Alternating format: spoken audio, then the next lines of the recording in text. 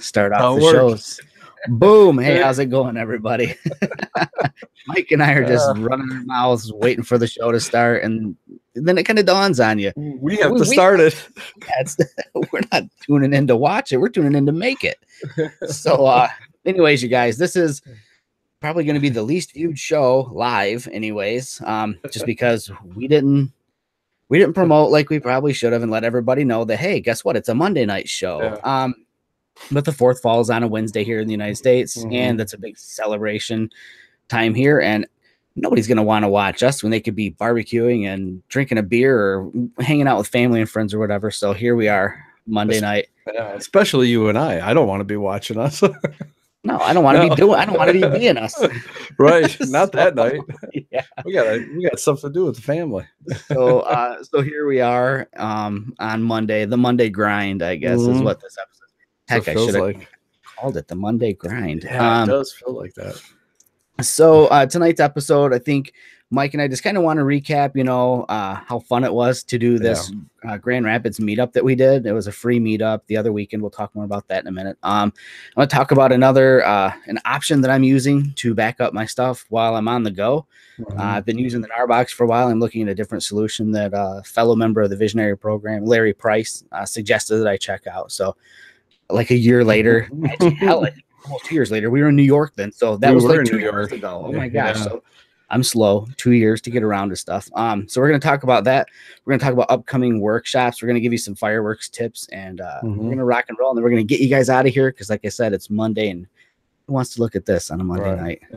Hopefully, my wife does. But so I guess let's get going. You want to talk a little bit about our mirrorless adventures? Yeah, we got together. That was really a lot of fun. I mean, it was a blast. We were questionable on the weather back and forth because Detroit side was just horrible. We were on the west side of Michigan, but it got beautiful. We get over to Grand Rapids, and the day was actually warm. Yes. And by the time we sat down, because we didn't start till four in the afternoon, we sat down for some dinner about 5:30 or 6, something like that. Walked the city. City wasn't real busy, but they got some cool sculptures, and we made the best of what we could do. Yeah, and it was the hardcore city shooting for a minute there. I will admit, we were sitting down for dinner. We all kind of ate together, but like at separate tables at a couple of different restaurants in the area that we're eating at. We're all eating outdoors, and it was beautiful. And then we heard all this commotion, and then sirens, and then police are running by, and the next thing you know, there's like a crazy like fight off in the distance. And actually, some of the photographers in the group kind of snuck off that way and probably got some really interesting, let's say, lifestyle photos of crime of arrests happening. So, the Mirrorless Adventures meetups. They didn't disappoint. That's some serious street shooting. Right. And we weren't even in a bad area either. We were in actually a really, really great area. You just can't predict where the jerks will show up sometimes. And it was just kids anyways, like, ruffian teenagers. I said ruffian. How weird is that? You did. That sounds really old. I swear, people, I'm not as old as I am. So it was great. The city shooting was fun. Mike is the guy you want to take in a city because I struggled. I did not, honestly. I just can't see the shots. I just shot everybody else shooting is what I did. And it was fun. And that's what I said when we were going to go to the beach after we ate some supper. It's about a 45-minute drive out there. And I jokingly said when we first started that, well, when we get to the beach, I'll probably just be shooting all you guys shooting. Because I'll do a sunset and then I'll start to look for funny things that people are doing. I think that came true, and I'll let you talk about that. I'll let you cover the whole beach scenario. Oh, man. That was a whole different thing. Yeah, it was different. So we're, like Mike said, we were in the city, and it was just gorgeous. It was sunny. It was blue skies, big puffy clouds. It was it was perfect. And I was really excited because the whole goal was to do, city, sit down and get a little bit to eat, and then work our way to the beach and do some sunset shots on the shores of Lake Michigan. How perfect. And a special Jamie McDonald spot. Yes, it's definitely like one of my secret spots. And it's a long walk to it, so it's work. And when you get back to it, you're like, wow, this is gorgeous. Like, this was worth the hike back. It's like 3/4 of a mile, but lots of stairs. And 510. 510 is there? Holy Thanks. smokes, Yeah, I just wanted you to know. Okay, it feels like it. So like I said, we made our way to the beach, about a 45-minute drive, and we're walking through the woods, and everybody's talking, you know, and everybody's having a great time. And you come out onto this big bluff that overlooks the lake. You know, there's this big beach grass meadow and these boardwalks, and we see fog off in the distance. Well, because it was so nice and warm, and the water was so much colder than the air, it generates fog. And that fog decided to move in to the shore. So, and it was so thick that you literally couldn't see 1/8 of a mile away. So, needless to say, there was no sunset. It was basically just everybody hanging out, getting soaked in the fog. But it was fun. We still had fun. And I've got an image to share that just shows you how fun it was. And Good you have it. And you just make the best of a situation. And when you're with a bunch of photographers, it's easy to do. So yeah, that was great. You know what? And then we got, because I stayed over in the city that night. When I got back in the city, it was of course dark, and got some good live composite. But you could tell the city was clear. I'm thinking, if we would have stayed here, we probably would have got some great sunset shots. Oh, probably the best. Of the city, the sun going down. Yeah, off the water. But that's for another weekend. So it just means we got to go back. That's all. Exactly. You know, and that's the whole point of us talking about this, is to let you guys know that we do these events. We do free ones. They're not all paid workshops. And they're fun. And if there is an opportunity for you to make it up to Michigan while we're doing one of these, do come. It's a great time. I don't think anybody would say that they didn't have a great time. Even taking into consideration the fog and the fist fight in the distance, it was still a great time. And I'll just plug it one more time.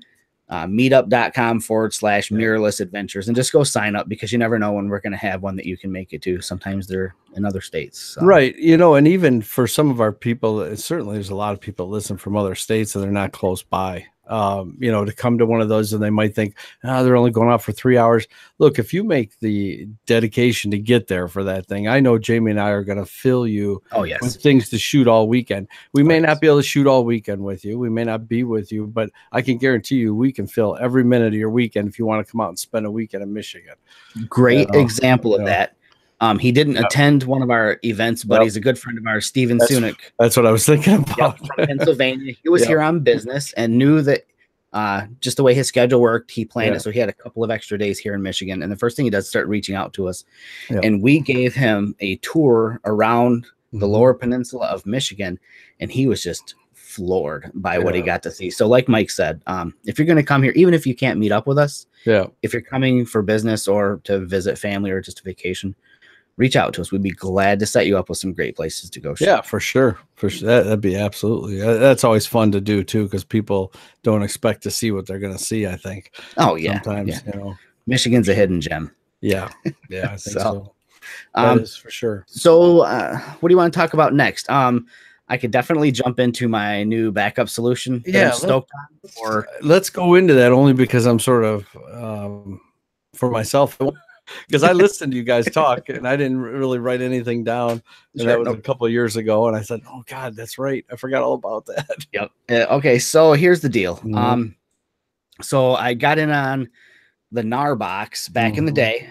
Both of us. Yep. When it first came out, and then they came out with like a revised version, which was basically this with a larger, with a larger SSD in it. It's like 256 gig SSD. And then most recently they came out with another one, which I honestly couldn't tell you enough about. I don't know enough about it. I just know it has a display on it, and I don't know what's changed. But so this has been my backup solution. And the thing that Narbox pitches is that this is more than just an SSD. It's got a processor in it, which is great. If you're using a mobile device like a phone, that processor actually does the heavy lifting if you're going to do video editing and photo editing and stuff like that using their app on here. That way you can have a lower powered phone and still be able to process 4K video, which is it's a cool idea. It's a great idea. And it's got an SD card slot, no micro SD card slot, and it's got Wi-Fi in it, so you can transfer stuff over to your phone and all that. It's a cool solution, and it's rugged, hence the name NAR box, right? But I have the new 12.9-inch iMac or iMac Yeah. 12.9, the big iPad Pro. And it's a beast. It's a powerhouse. So I don't need the processing power that this thing has because my iPad can just run circles around this. So I thought this is pointless for me to have this. It's kind of cool, but it's a waste of like processing power, and it just doesn't work for what I need it to do. It's overkill. And honestly, I just want to get rid of the thing. Okay. Because I wanted to go with a different option. Something that gives me a little more flexibility. And what I ended up doing is going with something that was suggested by fellow visionary Larry Price. We met in New York a couple years ago, and sitting in the airport in LaGuardia on the way out, somehow we got on the subject of maybe NAR boxes and transferring and mobile solutions, because Larry's always, it's like in third world countries all the time, and he needs to travel light, and he needs seriously light. Yes, very light. So what Larry suggested is this thing right here. And this is from a company called Rav Power, RAVPOWER. Which is a great company. Is it? Because I didn't know anything about them before. Yes. Okay. That is a really cool company. Smart engineering. The only reason my son looked into that company for getting a job for electrical engineers. Yeah. Oh, wow. Yeah, okay, they really sounded very, very cool. Well, I'll tell you what, home run with this product. So what this is it's kind of like what the NAR box has, where it's got an SD card slot in it, which is great because that's what my cameras use, the OMDs and the pens and all that. And then on the other end of it, it's got a couple of ports here. And I don't know if I'm wasting my time trying to open them up and show you or not, but I need fingernails. I don't have fingernails. There we go. I do have fingernails. So there are 2 ports here. There's an Ethernet port, which you're probably thinking, what in the heck is that all about? Yep. And then it's got a USB port. So here's the deal. The Ethernet, which is probably not something I'll ever use, I don't think. You can plug it into your hotel's internet connection. Again, Larry travels third world a lot, so there's not necessarily going to be Wi-Fi everywhere he goes. And if they do have internet, I'm betting there's a good chance it's going to be wired. Ethernet, yep. So you plug the Ethernet port in, and this is a Wi-Fi router. Now, this is where it gets kind of cool because he has his own little hotspot now connected to the hotel internet. And then he can use the hotel internet with his laptop and with his iPad and with his phone, which is kind of cool. So he's got this little shared connection. Another reason that this is kind of neat is that if you don't need the Wi-Fi for that, the Wi-Fi can be used to transfer images back and forth that you offload from your SD card. Another cool feature. USB port. Where does the USB port come in handy? It comes in handy with an external SSD. So this is why I got it. This is what I do. I plug in my SSD into the USB here. I fire up the Wi-Fi. And the reason I fire up the Wi-Fi is because there's an app on my phone or my iPad that will connect to this, lets me see all the images on the SD card. And then I can take them and move them over to the SSD. And if I see some that I want, I can also move them from there to my phone. Very cool. So it's basically, and I know some people are going to be like, well, now you're carrying 2 things instead of just the NAR box. But like I said, I don't need the capabilities of the NAR box as far as the processing power. Plus, the cool thing is that this right now, so the NAR box is 256 gig, and I'm sure you can get them bigger now probably, but this is 480 gig SSD. Right. That I put in here. That's the key. And then if this gets full or corrupted or whatever, I can swap in another SSD into here. So I've got expandable storage all the time. Whereas with the NAR box, you're locked into it. And the total cost for this is significantly cheaper than the NAR box. I think the NAR box right now is $399. I think it is $399. Yep. And I'm guessing, and again, I don't know, don't quote me on it, but I'm thinking it's $399 and it's going to be probably 256 gig maybe. Right. Well, the new one I think is actually more than another 100 more than that. But it's probably version bigger. 2. Okay. It's probably bigger. Yeah, it is more. I know that. $39. Oh, and then another thing I forgot to mention about this. This is also works as a battery bank to charge your devices, and it's 6,000 milliamp hours. So it's not the biggest one out there, but 6,000 milliamp hour battery is big enough to charge your phone a few times or your iPad or something.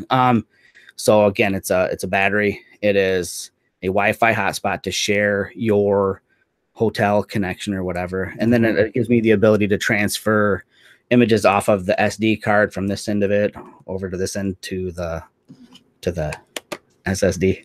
Yeah, and to put them on your iPad. So if you wanted to grab a RAW from something you shot and throw it on your iPad, you still put it through that then, or just do it off the dongle thing? Like, in all honesty, I would probably just throw the dongle in, just because because it's fast. And in all honesty, for me personally, the primary reason is to get the stuff off of the SD card onto this and then get this stored away where it's safe. And like I said, it's cheap. So, I mean, I think the 480 gig SSD that I got, I think I paid $150, somewhere around there. Yeah. And this was like $40. So now we're hitting like the $200 mark, and that's it, $200. Whereas this is $400 and it's half the storage. And you're stopped and no way to expand. Yeah, no way to expand. So that was kind of like, that was my share for today, is show and tell, Jamie's show and tell. And for anybody who's interested in this, and I've already shared the stuff like with friends and all that on Facebook, I'll put the links in the show notes so you guys can go check it out, maybe read reviews and all that. I'll probably put together a YouTube video that shows me going through this whole process. Cool. Just how it works. And it's so like stupid simple. I will admit that the app is really cheesy looking. Like it's it's like the Windows 95 of apps. It's old school business here, programming wise. I mean, I don't know if there's a third party app or something like that available for it, but it's totally functional. It works just fine. Oh, and another cool thing too that I haven't used it for yet is that, let's say I have a bunch of videos on here, a bunch of movies, and I'm traveling, right? I can connect this up to this, turn on the Wi-Fi, and my kids in the car could connect their phones to the Wi-Fi of this and stream videos and movies off of my SSD to their phones. Really? And what's cool is, and I haven't done this again, but I've read 15 reviews that talk about doing it. There have been people who said they've had 3 kids in the car all streaming a different movie off of an SSD over the Wi-Fi to their phones or their iPads. Wow. And I'm like, well, that's kind of cool. So maybe I'll start traveling with movies, and this I'll watch stuff on the plane instead of watching whatever they've got. So I thought you were going to say cool. Maybe you're stop traveling with your kids now. Maybe I'll bring my kids instead of leaving them home.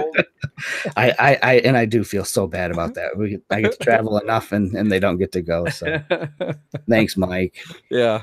I really thought that's what was coming out.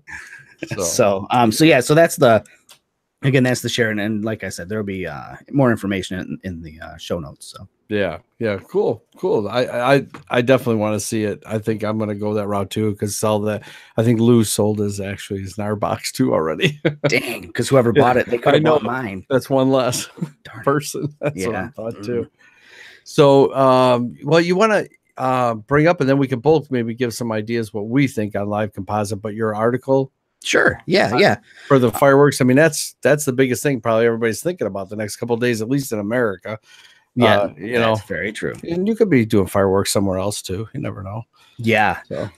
So I did a quick write-up for the folks over at Photo Focus on using Live Composite with fireworks. Everybody knows that you can use Live Composite with like cityscapes and lightning and star trails and all that stuff, but of course you can use it for fireworks as well.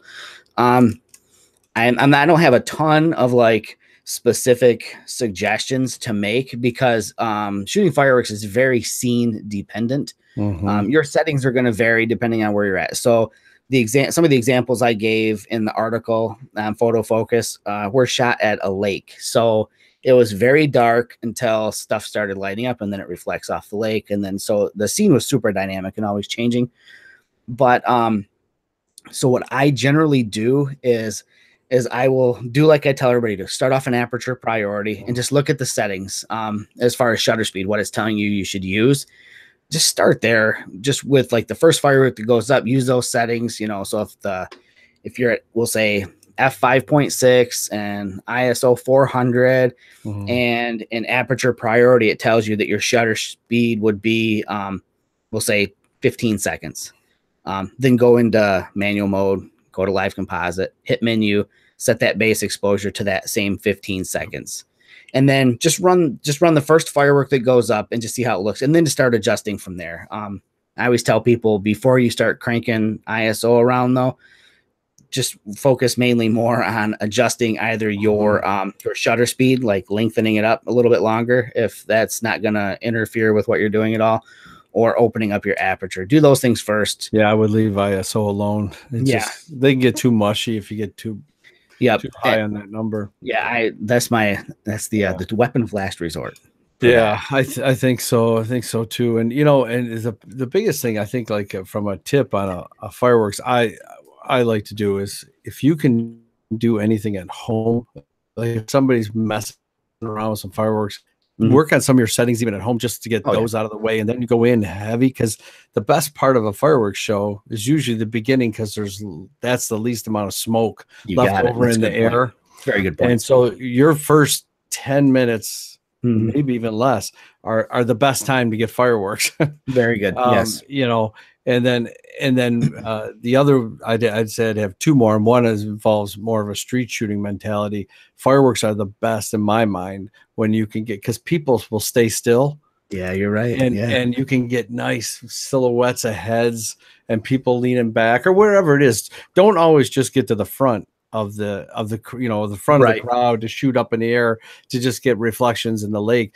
Get some people in there too, and really puts dimension to people in the foreground. They're all just silhouettes. Yeah. And stay away from big floppy hats, just get the regular silhouettes. Yep. And it looks cool. And I'd say the last thing is be prepared to adjust your settings, though. On the fly. Yeah. On the fly.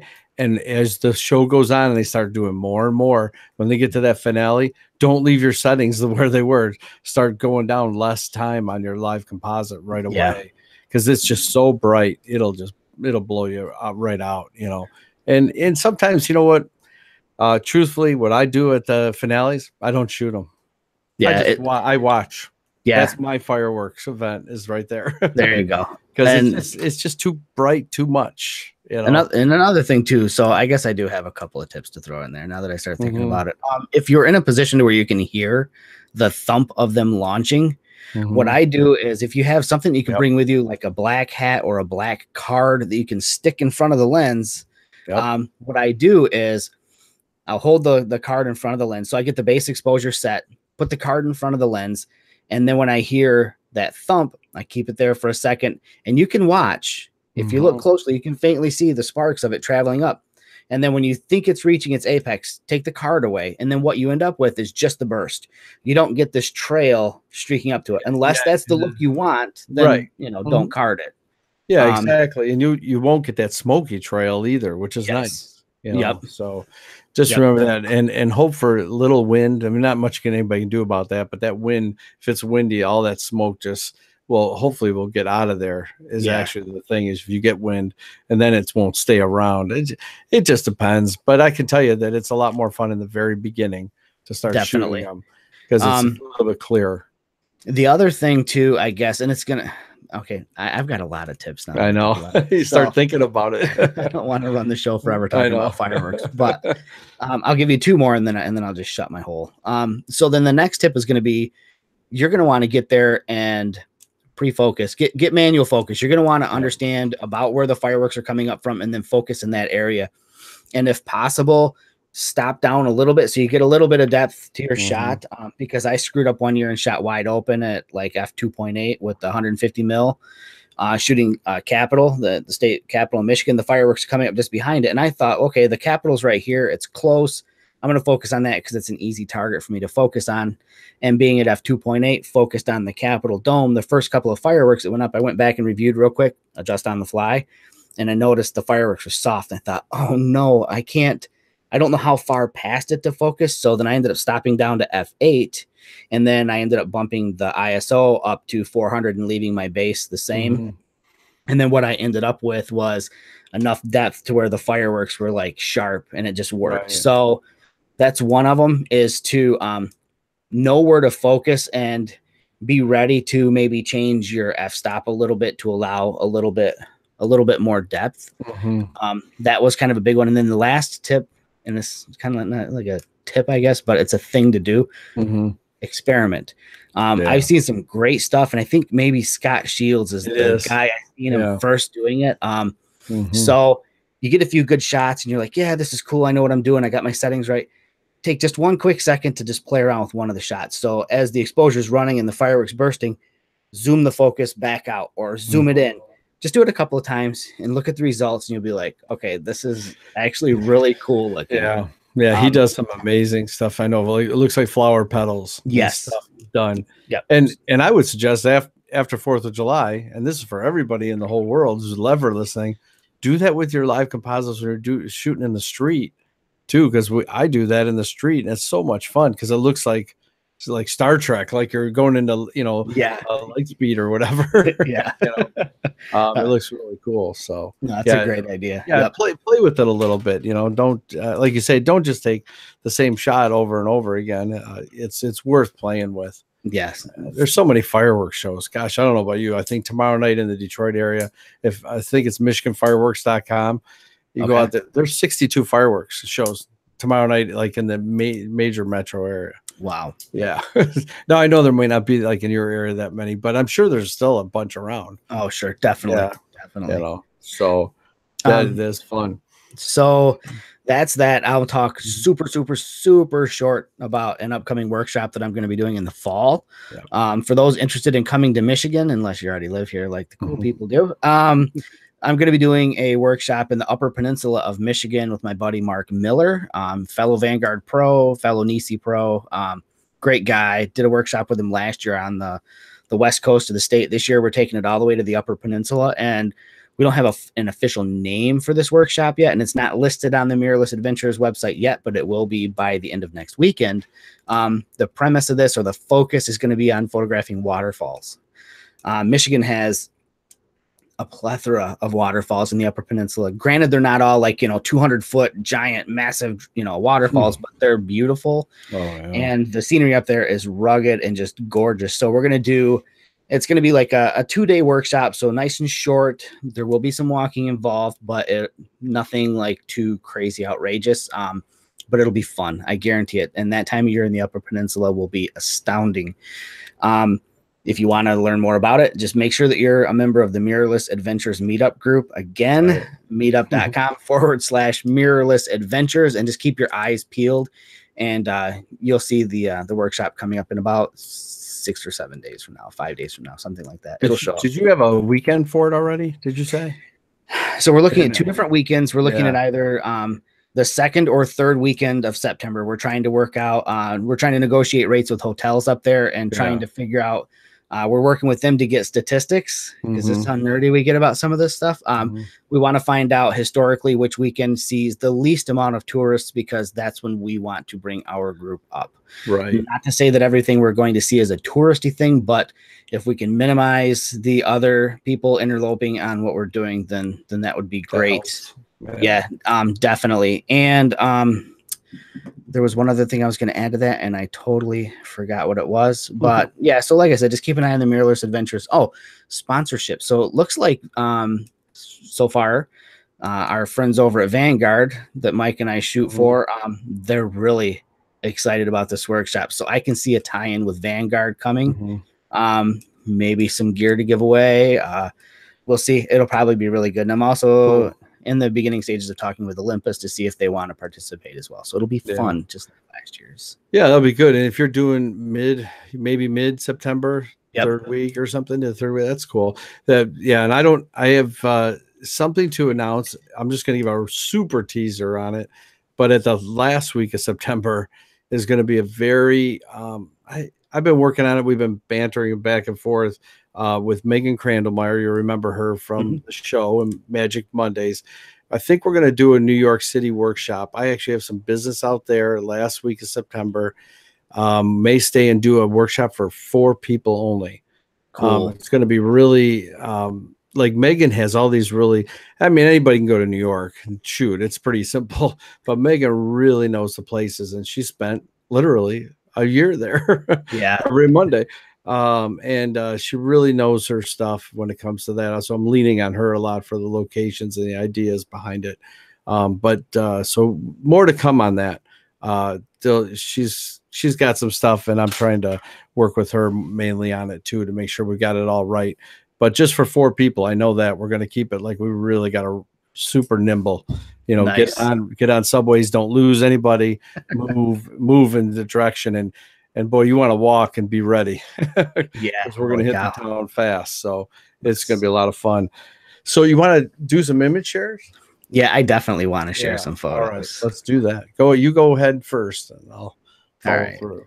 Let me cue these up here. All right, so making the best of making the best of a bad situation. How about that? So this was the Mirrorless Adventures meetup on a foggy beach in the west side of Michigan, in West Olive, Michigan. And just because it was so foggy and there was no sun coming in or nothing like that, I figured it's a perfect time to do long exposure. So that's what I did. I just kind of walked along the beach and tried to find something that was interesting to me to throw into the foreground. And for whatever reason, I'm always fascinated by these beach grasses that get tangled up into these nests and wash ashore. And I think it's just because there's so much detail in them. So that's kind of what I did here. And this is the go-to lens again. So as far as camera and settings, EM1 Mark II, it's with the 12-100. And I think I'm at like f8 on this. And I also have a Nisi 6-stop ND filter on to kind of slow everything down and make the exposure a little bit longer. The next one is, so this is the fun. This is the making the best of things in bad times. So you can see the fog in the background. Don't be distracted by the T-Rex in the foreground there. So one of the event attendees, she just happens to travel with an inflatable T-Rex costume in her bag. And bless her heart for that, because it was the highlight of the trip for me and I think several people when she said, I have a T-Rex suit. And I'm like, well, put that bad boy on and let's do this thing. So so she's out dancing around, and our friend Jerry James, he's been definitely featured by Olympus quite a few times and part of the super fan trip to San Francisco. He was there for the event as well.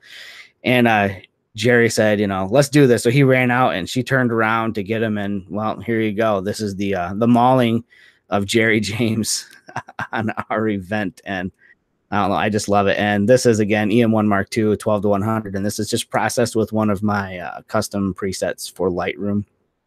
And this is me getting back to my roots of what I used to tell people to do all the time. So I've switched careers as of about a year and a half ago and find myself with even less time to shoot than I did with my previous job. So I'm getting back into the habit of making sure that I take a few minutes on my commute home and just stop and take a moment to shoot. And I was driving home and the clouds were looking like there might be some weather rolling in, but there was still like pockets of blue showing through. And I come across this field, and I'm not like a botanist or a farmer, so I don't know if this is wheat or if this is some other stuff, but it was beautiful because it was just this sea of gold underneath this sky that looked like it was getting angry. So I just stopped and jumped out with the 7-14 on and just waded out about a foot into the field, because I'm not going to be a jerk and trample through someone's field, but I got myself into it far enough to where I could put the camera right in the scene and just shoot it. So I just kind of put the horizon almost in the center of the frame and just fired off a shot. So it's just a single shot at f5.6, ISO 200, and then again processed with one of my presets in Lightroom. This next photo was taken last night. Buddy of mine, David Bastador, got a hold of me and said, hey, I'm thinking about going out and chasing these storms. And I said, hey, swing by my house on your way out to do so. So he ran out and we drove probably almost an hour away to try to get ahead of the storm that was rolling in. And we didn't really get the storm. We had better luck shooting just the clouds as they rolled in. And then this is after the weather moved through. The stormy weather was behind me where the sun was setting, and then I turned around to face where the light was blasting up against the storm that had passed and just highlighting these clouds. And I just liked the wildflowers, the wild sweet pea, I think they are, in the foreground. I just liked how there was so much purple going on in the scene. So I climbed into the weeds and fired one off. And this is with the 7-14 as well on the EM1 Mark II. And for settings, I know that this is definitely f8 and ISO 200 single shot. Straight out of the camera, no processing at all on this one. So that was kind of cool to be able to do that, because normally I process like I did in this one. So this is the EM1 Mark II with the 12-100, and it looks a little crooked here to me, but it's not. It's actually just the hills, the landscape. But what this was is a portrait orientation panorama HDR. So it is 5 portrait orientation bracketed shots, each one merged to HDR and then stitched together as a panorama in Photoshop. So yeah, think outside of the box, folks. Just do things a little bit differently. Like I said, I had already taken a series of images of the weather as it was rolling in, and I just decided, okay, there's so much dynamic range here, and the camera does great with dynamic range, but I want more. So I started bracketing shots. Then I thought, man, you know what?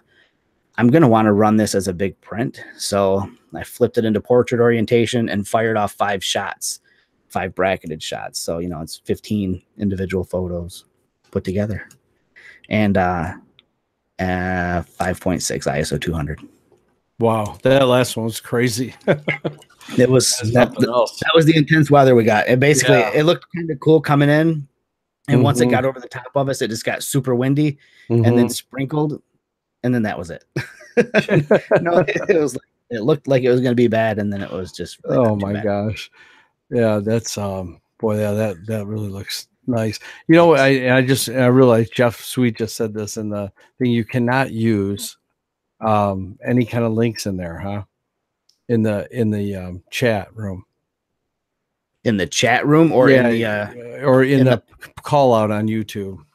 That's what it is. On the the chat from the YouTube thing, live chat. Oh, the live chat. Okay, gotcha. I'm just trying to tell people to join Mirrorless Adventures. Oh, gotcha. Yeah. You can't just go to Mirrorless Adventures / it's like Meetup / Mirrorless Adventures. Holy cow. There's a lot of work. It's Monday, to do that. God, it is Monday. All right, let's see if we can we'll see if this works good now. Yeah, there we go. All right. Can you see? Oh, yeah. All right, good. All right. So I'm all over the place. I have been traveling actually, I am home for a 3 weeks span. I just can't believe I'm home for 3 weeks. It almost feels odd to be here for 3 weeks, but this was many weeks ago. I was out shooting with a fellow visionary there, Alec McClure and Karen Martin out in the Arizona desert. And, Alex, he just knows where to go in the desert. I couldn't even tell you where we were. We just kept driving. But beautiful night, and to work with some live composite. Too many planes in the background. I caught one in the lower left corner there, but just fun night. It was so darn dark out there, but amazing. Fun to work with live composite this way without necessarily cars in the background. Then a week and a half ago, I spent time out in Fresno and San Jose. And on the way back from Fresno, we did a little bit of a U-turn and went over to Yosemite National Park. It's not something I was actually planning for. So I had one camera, one lens, 12-100. In my opinion, great that I had that one at least. So I could do something with it. But look, you just don't pass up a chance if you get to go to Yosemite. That's what I said. So we went for it. But this is a 6-shot pano of the Yosemite Valley. We were right at Glacier Point. And I know Google and YouTube, none of this is going to make sense unless you go on something and look at it large. Go on my Flickr page. It looks so much better. And then the same thing here at Glacier Point, and it's hard to tell, but I'll just do it. Right in here is a huge waterfall, which leads into a huge lake, which leads into another huge waterfall, which down here leads into the third waterfall. That just gives you some idea of how massive everything is at Yosemite. Like anyone, if you were there, to me, it's a week-long adventure. It's not a 2-3 hour drive by, but you do what you can do when you get there. And it was definitely worth stopping by. Still got a lot of stuff to develop and process in that one. Here's some shots from our Grand Rapids thing last week. This one had a shot with a TG4. And everybody's probably saying, why aren't you using a TG5? I actually threw 2 of them in my bag, TG5, TG4, but the 4 still has the reflective mode in it. And I just love that doggone reflective mode. So this Calder Plaza and this one kid just on this little, skateboard type thing here, it just had a, I don't know. I hate to say this, but it had a little bit of a shining effect to it. Like this kid was all alone in this huge city because this thing is gigantic. And when you made it black and white, it was even scarier looking. So it had a little bit of that to it. But I thought it was really neat. This is bright orange, by the way, if for those of you who haven't seen it. I thought it was neat. But I love that reflective mode. Lots of fun to work with the TG4 and that. Then at night, this was, of course, after the fog ordeal. Coming back late at night, about 10:30, 11 o'clock, went out along the Grand River there and shot. And the Marriott, I was actually staying at this Marriott, but it's just such a great blue effect on the water, and live composite 12 to 100 with this. I think he was shooting 20 seconds on this one. We'll have we'll put all these things. I know Jamie will say this too, but we're going to put all our pictures out on Mirrorless Minutes on the Facebook, so we'll have all the details in each shot there too.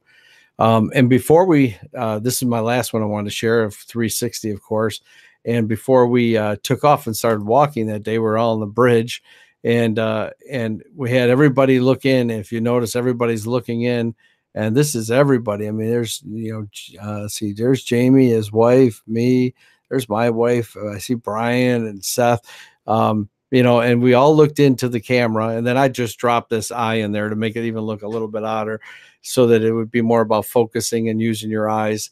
And then nobody knew what it was going to look like till I think the next day. But I know I got a lot of reaction, as much reaction from the normal photography people as I got probably twice as much on the 360, because I think they're not used to seeing people with real cameras sometimes. So it was a lot of fun. That's a great way to do a 360 when you have a family outing or a group. It's a lot of fun. So that was shot with the Insta360 And let's see, I went through that. Why can't I get it to stop? Saying stop. Why can't I get it to stop? Oh, here it is. It fell down to the bottom. It was always at the top. All right, no problem. There it is. Google, man. What can you say? They like to change it up when we're not looking. I know. So yeah, that was a fun day, And what did we have? Gosh, we had 20. I don't know what's in that picture. There were 20 people there. Yeah, it was a full crowd. So definitely a good time. Weather, like I said, regardless of the weather. So right, exactly. And I guess that's probably about it. We'll probably wrap this up. And like Mike said, so moving forward, starting with the last show that we did, we're gonna always on the Mirrorless Minutes Facebook page. We'll put a gallery for this show, and then we'll put the photos that Mike and I shared up there, because again, we get asked quite a few times, where can I see the pictures? Because not everybody's watching. Some people are just listening. And anything else in closing, Mike, other than 2 weeks from Wednesday, right? Yeah. And hey, that's show 99. And what's after that? Well, 100, I guess. But so, hey, show 100, man. And it's on the heels of all at the same time as the 4-year anniversary. Wow. That's even scarier. That's so wild. I wonder if we get like watches or anything at 5 years. I don't know who would get them for us, but service awards. I'm all about watches. So. I think we'll have to ask the company and see how much budget there is. Yeah, right. I'm sure they're going to double our salary from last year. Yeah. Well, we need to find a watch sponsor first. Yeah, there you go. All right, I'm in. All right. So I guess thanks everybody for watching tonight. And like we said, visit the Mirrorless Minutes Facebook group and join that group so you can see the photos if you're not watching this tonight. And again, details will be in the show description on the YouTube channel, and then I know they show up in the iTunes description and all that. I'm not sure if they're clickable because I'm an Android guy, and I guess I could look at them on the iPad, but man, I just haven't even thought to do it. So somebody let me know if the links don't work. We'll figure out a way to get them to you guys for the things like the RAV power and all the stuff we talk about that deserves a link. Yeah. So everybody have a safe holiday. Don't blow your fingers off or anything crazy like that. So you guys take care, and we'll see you in 2 weeks on the regular Wednesday night. So see ya. Take care. Where's the big red button, Jamie? Hit stop. Bye. Oh.